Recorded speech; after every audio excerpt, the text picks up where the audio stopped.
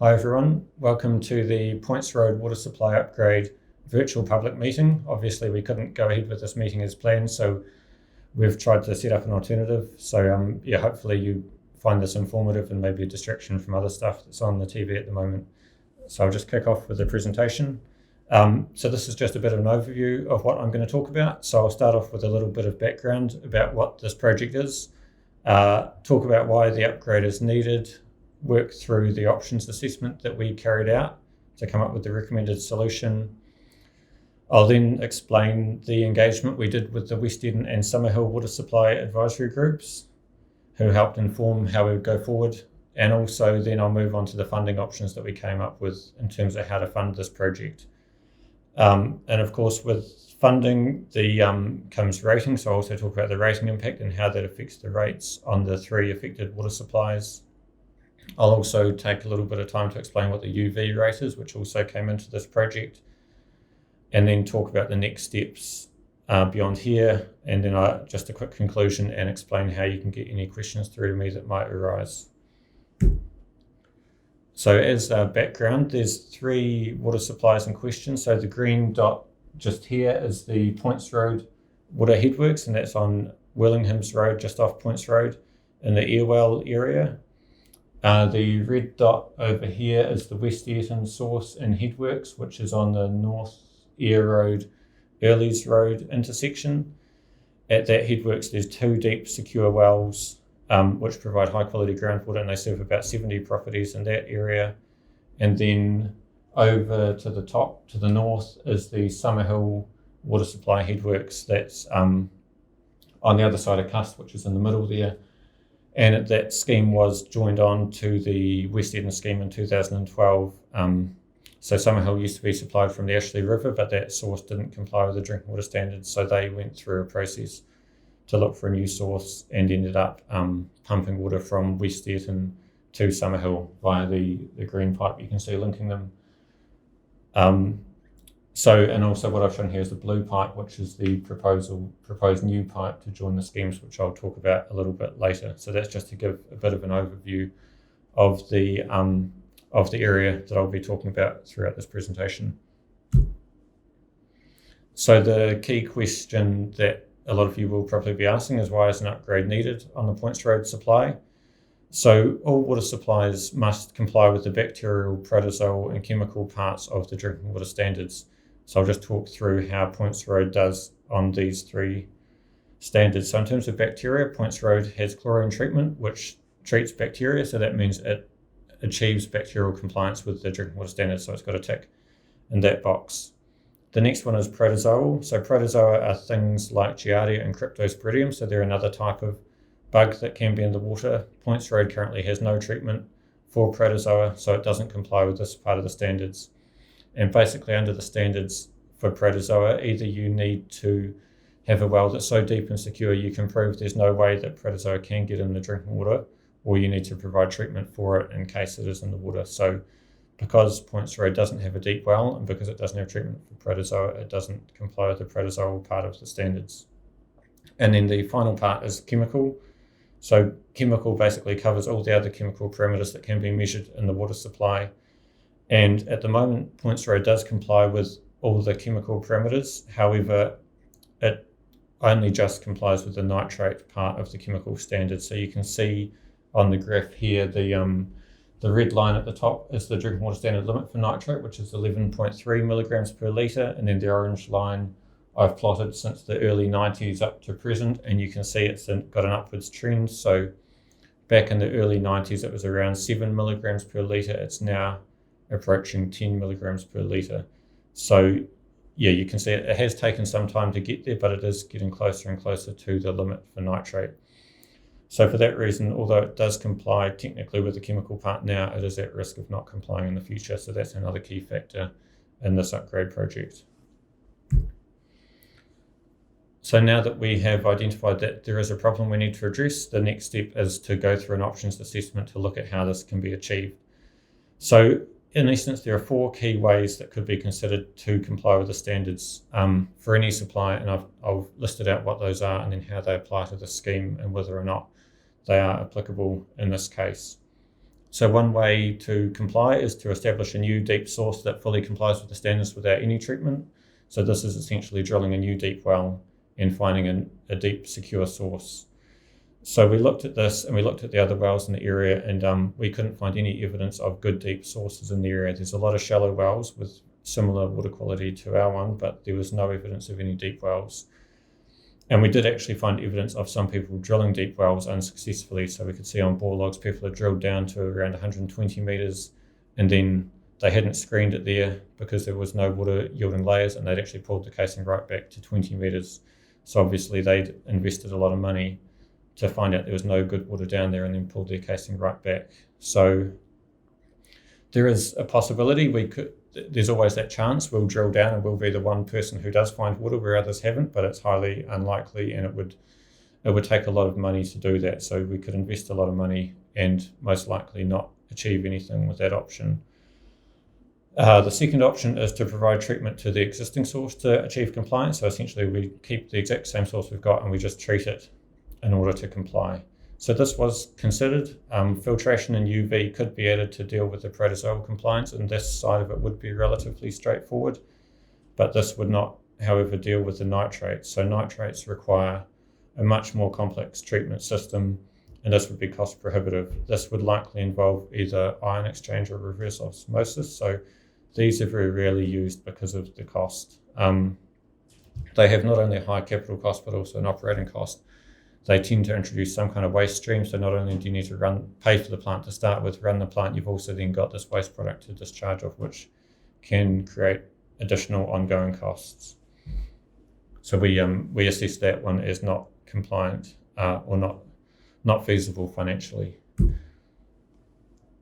Another option is to, rather than make your scheme comply, join to a scheme that already has a compliant source. So there were, and that is a strategy we've used on a number of other council schemes in the past when we've needed an upgrade. So there were two schemes that we considered for this: Oxford Urban, which feeds the Oxford Township, and also Oxford Rural Number 2 scheme, and we also looked at the West Eaton scheme. So Oxford currently doesn't have excess capacity, and it's about 12.5 kilometres away. So this option, if we went for it, we would have to not only invest in the pipeline and pump station to get the water from Oxford to Poyntz Road, we'd also have to invest in another well for Oxford, which would be an additional cost on top of that high pipeline cost associated with the large distance. So the second scheme we looked at was West Eaton. So West Eaton was a different story. West Eaton actually has two good, deep, secure wells, and it's actually got abundant capacity, and it's only 8.5 kilometres away, so it's a little bit closer, but it also has the spare capacity, which Oxford doesn't. So that was the first one we found that we thought was a viable option. So the fourth option is that of installing a private treatment system at each property. So this would involve us still supplying the same water to everyone, and we would then rely on each property treating their own water beyond that. And it is something that has been suggested by a couple of residents so far. The issue is there are very rare circumstances in which this can be considered as a compliance system. And so essentially, in just about all cases, council actually has an obligation to provide the residents with safe drinking water. We can't supply them with water that isn't compliant and leave it to residents to achieve that compliance themselves. We have been through a really extensive process on other schemes where this same question has been asked, and we've worked really hard with a whole lot of other councils in the country and the Ministry of Health, District Health Board and Drinking Water Assessors to see if there would be a way that we could achieve compliance through this type of system, because another scheme really wanted us to push for it. So it was quite a complicated process. In essence, there is technically a way it can be done if you can define your scheme as an agricultural drinking water supply. But the reality is the criteria to actually do that is so hard to meet that no one's actually managed to do that in the country anyway. And we after the extensive assessment on this other scheme, we definitely couldn't meet it for that scheme, and the criteria around flow characteristics meant that we definitely couldn't do it for Poyntz Road either. So this was considered as not a realistic option in terms of compliance. So the conclusion in terms of the options assessment is that through a process of elimination, there was only one viable option, and that is to join with the West Eaton supply. So this from this point on, this was adopted as the preferred option. The next step, once this was established, was then to start talking to the West Eden and Summerhill water supply advisory groups about the idea of sharing their source with Poyntz Road. So I'll move on to that now.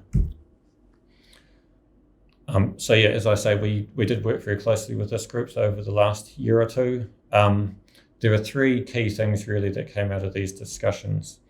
The first question they had was, does the West Eden source have enough capacity to supply not only West Eden and Summerhill, but also the Poyntz Road scheme? At the moment, West Eden has one well that does about 15 litres per second and another that does about 30 litres per second. And Poyntz Road currently uses about 3 litres per second.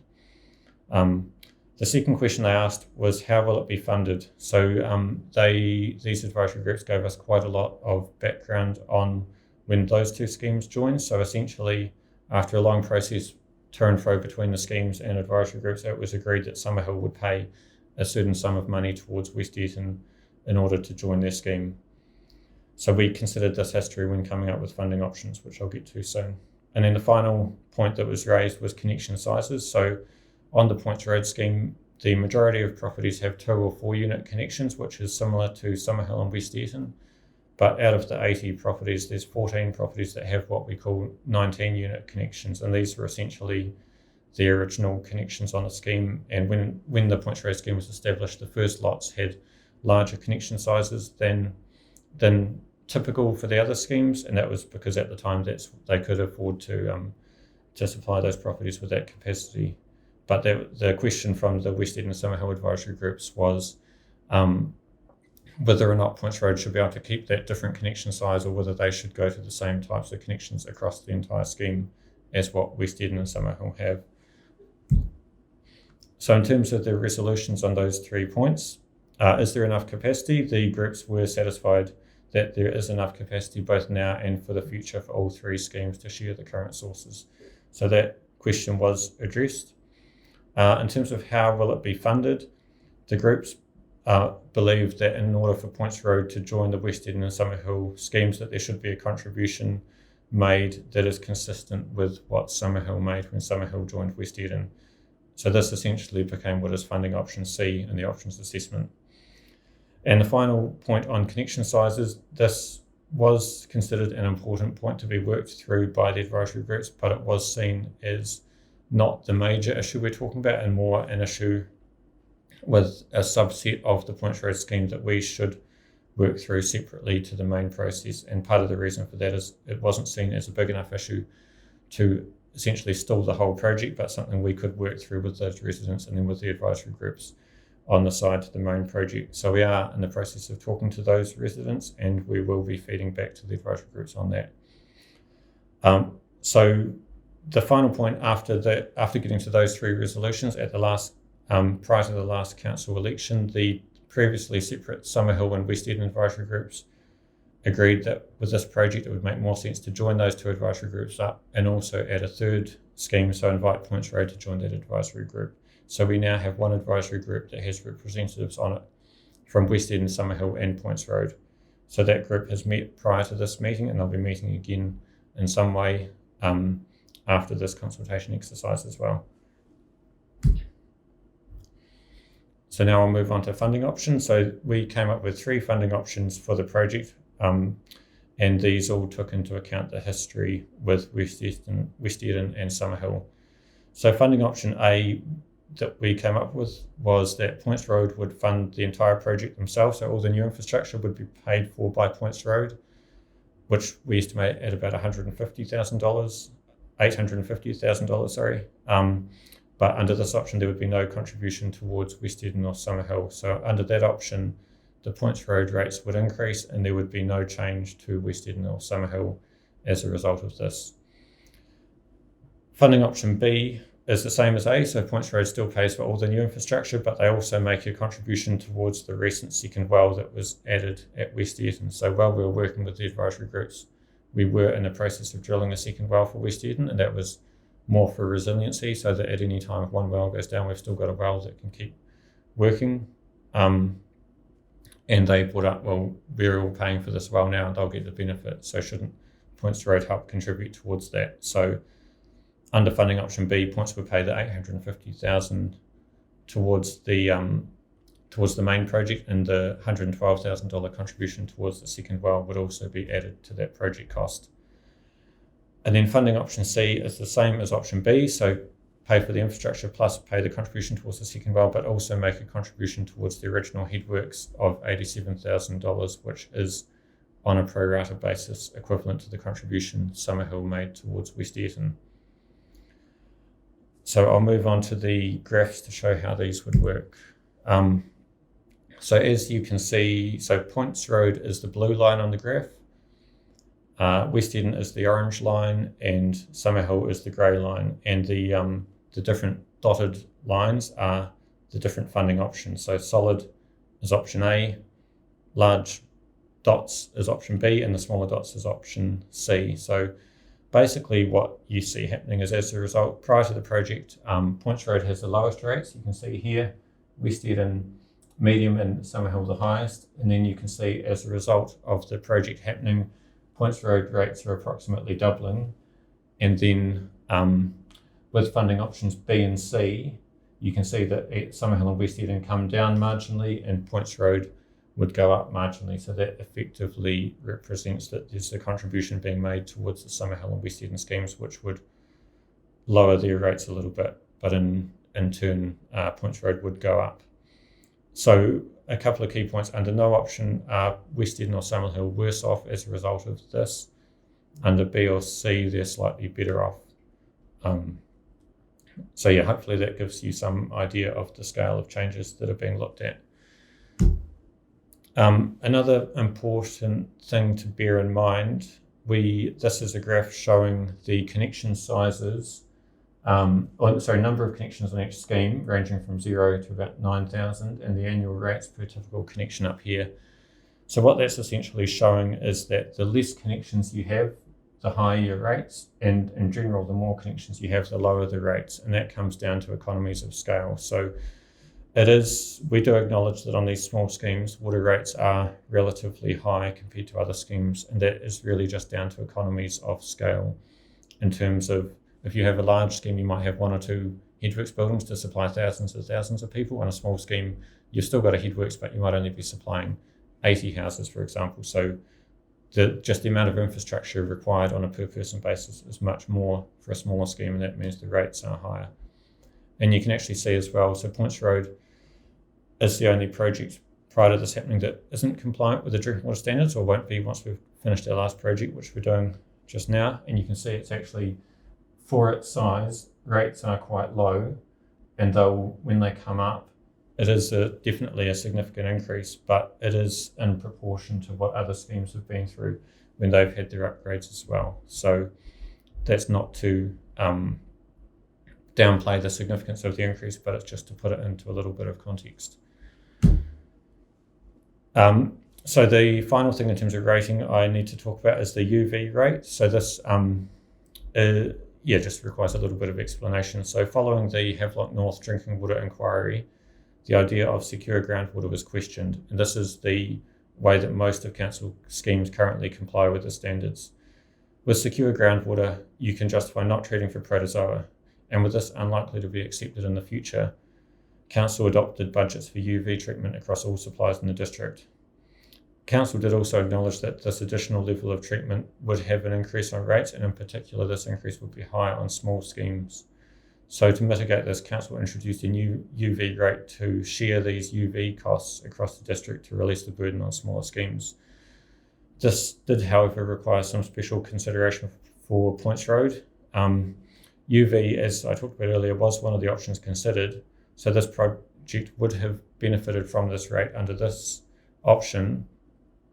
However, the recommended, and I think by far superior in terms of overall water quality, option was to join it with another scheme, which isn't a UV project, but an acknowledgement of the fact that the recommended option in this project was something instead of UV. The council did give it special consideration and opted to fund the Poyntz Road project 50% from the UV rate and 50% from the scheme rate. So what this essentially means is that this project is benefiting from this rate, and that was done partly to not skew which option was recommended by the funding model that the council had adopted, and also an acknowledgement that they were doing something instead of UV.